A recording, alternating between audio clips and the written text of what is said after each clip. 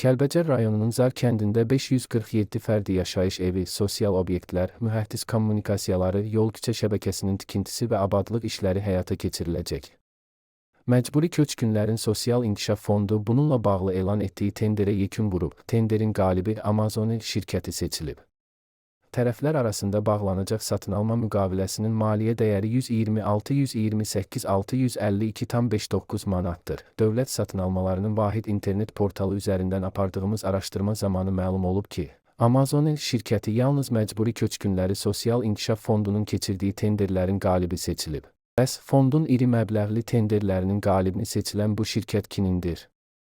Dövlət Vergi Xidmətinin reyestr məlumatlarından aydın olur ki, Amazon şirkəti 4 oktyabr 2012-ci ildə qeydiyyata alınıb.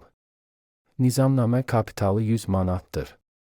Şirkətin qanuni təmsilçisi Şükürov Əbülfət Tapdıq oğludur. 2017-ci ilədək şirkətin qanuni təmsilçisi Məmmədov Anar İlyas oğlu olub. Anar Məmmədov Milli Məclisin 6-cı və 7-ci çağırış deputatıdır. Mediada yer alan bəzi iddialara görə Amazon şirkətinin təsisçisi də Anar Məmmədovdur. Bu iddianın deputat tərəfindən təkzib edilməsi faktına rast gəlinmir. Qaynar info.